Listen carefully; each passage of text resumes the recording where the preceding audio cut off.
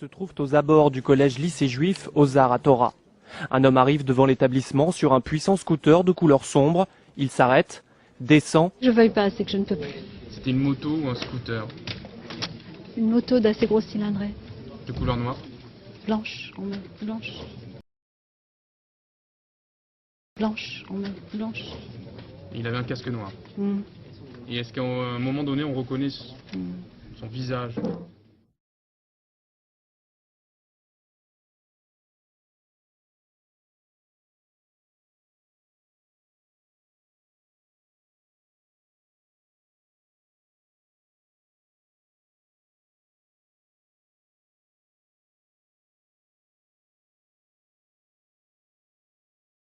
Voici les premières images du meurtrier filmées par les caméras de surveillance de la ville de Toulouse hier matin. Un homme dangereux et susceptible de repasser à l'acte à tout instant, comme nous l'expliquent Patrick Ninim et Guillaume Aguerre. Ce sont les premières images du tireur, quelques instants avant la fusillade. Le scooter est à l'arrêt, le meurtrier s'apprête à en descendre. Il avait un casque noir. Mm.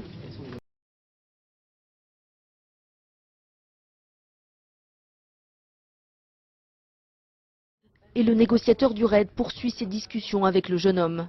Elles permettent notamment aux enquêteurs de retrouver son scooter, sa caméra et probablement l'arme du crime.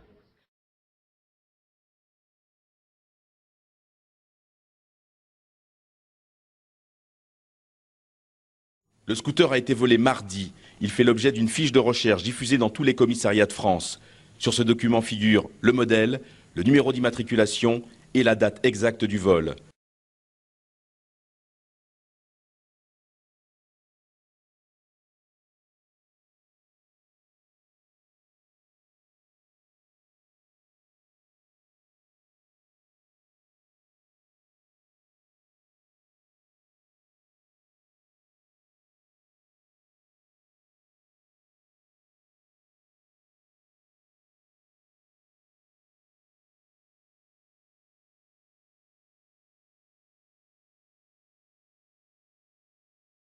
Hier après-midi, rebondissement, les policiers reviennent dans cette concession de scooter. Le patron tique sur cette image, captée lundi devant l'école juive. Il en est sûr, le scooter a été repeint, maquillé. Un employé se rappelle soudain du passage quelques jours plus tôt de Mohamed Merah. Il s'est adressé à un de mes mécaniciens pour lui poser des questions, on va dire anormales, qui nous a semblé anormales, du fait que sur le positionnement du tracker qui équipe nos véhicules, sur sa désactivation. Le tracker, c'est la balise GPS anti-vol. Vouloir le désactiver est effectivement suspect. Au même moment, les policiers trouvent les adresses des deux frères Merah.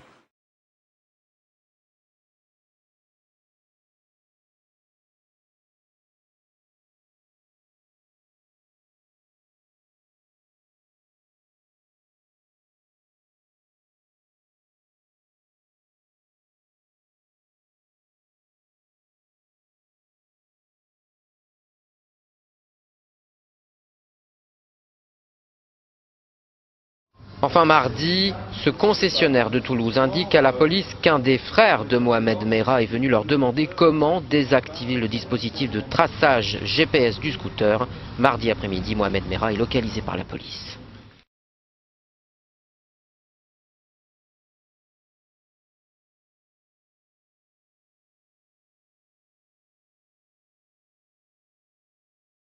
Lors de cet entretien avec le mécanicien, il a parlé de repeindre le scooter. Donc on a pu communiquer le nom, le prénom à la police judiciaire.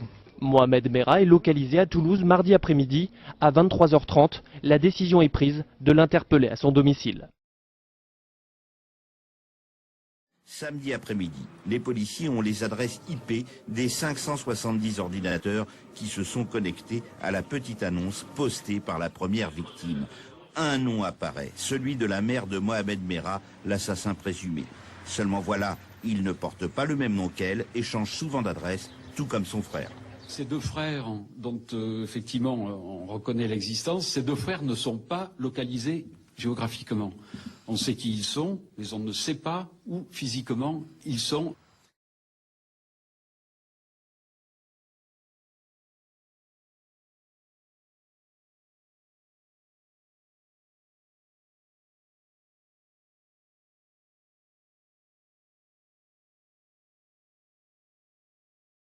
Il s'agit d'Abdelkader et de Mohamed Merah. Tous deux ont été surveillés par les services de renseignement intérieur. Figure dans ces 570 noms, non pas celui de M. Merah, ce n'est pas vrai, il n'y figure pas, mais celui de sa mère, Madame Aziri. Madame Aziri dont on connaît les deux fils. On ne sait en plus pas où sont logés les frères Merah, donc on sait qu'ils existent, mais ils ne sont pas localisés.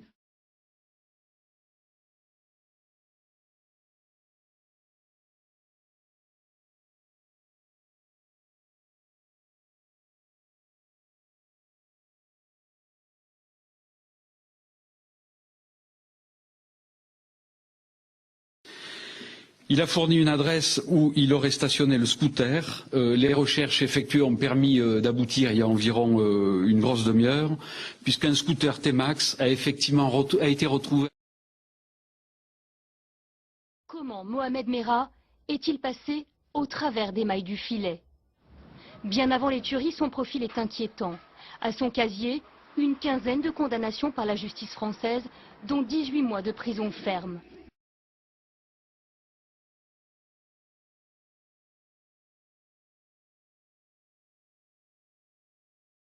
Dans un film amateur, regardez cette une du Parisien, itinéraire d'un tueur. Sud-Ouest reprend également une autre capture de cette vidéo avec ce titre neutralisé. C'est la première fois que l'on voit le visage de Mohamed Merah.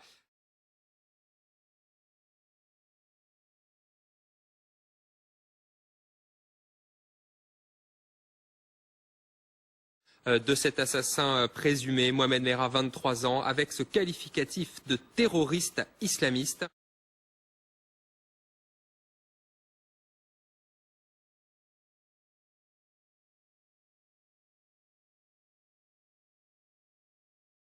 En 2010 et 2011, le jeune homme part pour l'Afghanistan et le Pakistan. Il séjourne dans des camps djihadistes. Il y apprend le maniement des armes et épouse la cause salafiste.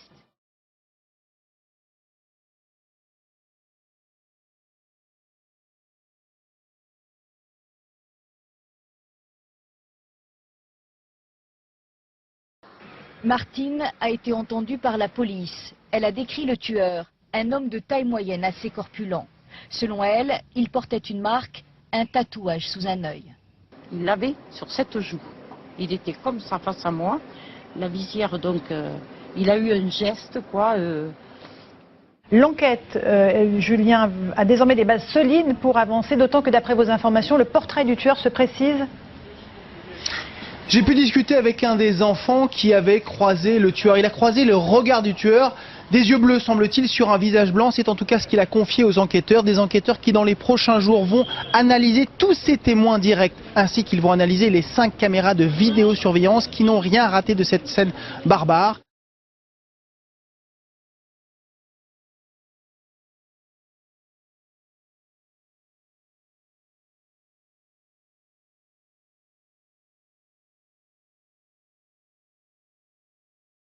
Il souhaitait lundi tuer un autre militaire et que n'en trouvait pas, il avait jeté sa vindicte sur le collège, sur cette école juive avec ses enfants massacrés.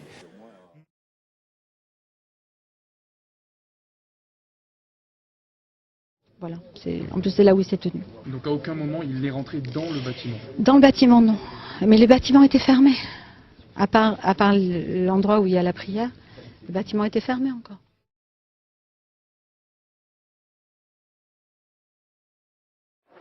Selon les premiers témoignages, l'homme casqué lors de son acte, donc difficilement identifiable, serait entré à l'intérieur de l'école, muni de 2 armes de poing. Cet homme est descendu de son scooter et alors qu'il se trouvait à l'extérieur de l'établissement, il a tiré sur tout ce qu'il avait en face de lui, enfants ou adultes. Des enfants ont été poursuivis jusqu'à l'intérieur de l'école.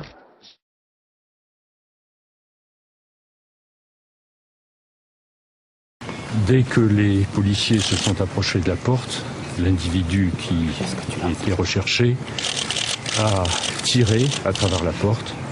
Un policier du RAID a été blessé au genou. Et Comment est-ce qu'il converse avec les policiers Pour l'instant, il converse par la porte et peut-être d'autres moyens de communication plus faciles pourront-ils être introduits.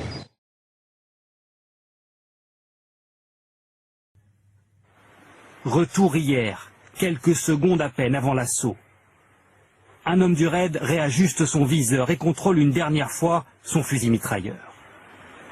Derrière lui, l'équipe d'intervention est prête. Les échelles ont été préparées pour pénétrer dans l'appartement par les fenêtres et le balcon. Chez les policiers, pas de nervosité apparente.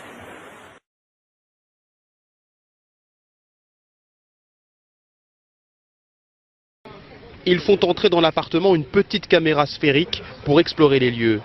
Puis 12 hommes entrent dans la pièce principale. Mohamed Merah, confiné dans la salle de bain, les entend progresser. Il sort de la pièce, tire sur les policiers avec une rapidité et une violence inouïes et parvient même à renverser un bouclier d'un des policiers.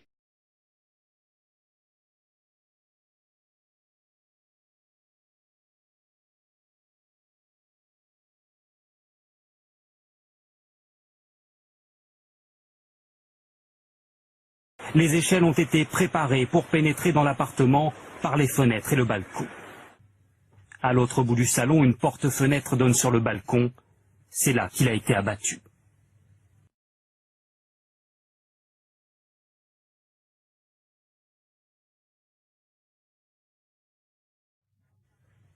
Au milieu de la pièce, on aperçoit une machine à laver dont Mohamed Merah s'est servi pour tenter de ralentir le raid.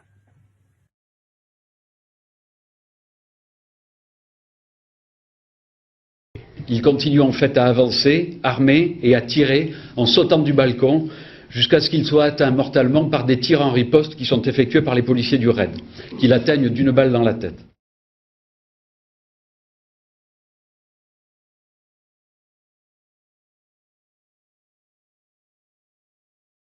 En 7 minutes, 300 coups de feu sont tirés. Mohamed Merah meurt quelques minutes après sa chute.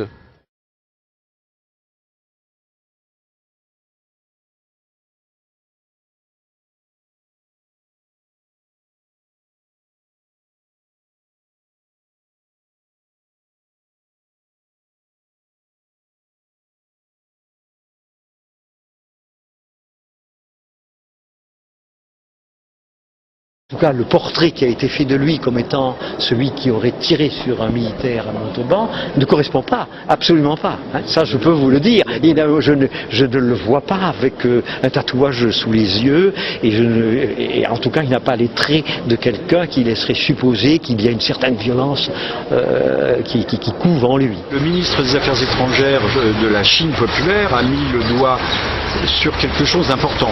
D'abord, il n'y est pas allé par 4 chemins. Il a dit cette affaire est une affaire manipulée. La réconciliation nationale, plus personne en veut. Enfin, je veux dire, malheureusement, c'est comme ça qu'on fait. Faut pas oublier. On tue 3 gosses, on fait un truc où les gens d'un seul coup, les explosions émotionnelles de haine. Et là, il n'y a plus de réflexion, de raison, etc. Et malheureusement, la France est un pays très très fragile à ce niveau-là. Faut bien le savoir. Pareil, un pays qui a des très grosses contradictions sociales liées à une trahison de nos élites pour des raisons de soumission à la logique bancaire et qui a intérêt à dévier un conflit social légitime en conflit ethnico-religieux. C'est leur intérêt. Et ils y travaillent. Et on sait que la droite sarkozyste y travaille. La campagne reprend dès aujourd'hui et le drame de Toulouse devient un argument. Ce n'est pas la première fois qu'une campagne est marquée par la violence. 3 octobre 1980, 4 morts dans l'explosion d'une bombe devant une synagogue rue Copernic à Paris. Valéry Giscard d'Estaing ne se rend pas sur place. François Mitterrand multiplie les déclarations de soutien auprès de la communauté juive. L'attentat a lieu 6 mois avant la présidentielle. 4 mai 1988, à 2 jours du second tour de la présidentielle, la prise d'otage de la grotte d'Ouvéa en Nouvelle-Calédonie. En pleine cohabitation, Jacques Chirac et François Mitterrand s'affrontent sur la gestion de la crise.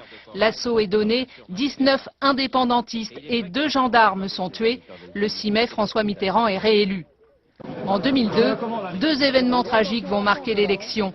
Le 27 mars, au conseil municipal de Nanterre, un homme tue 8 élus, en blesse 19 autres.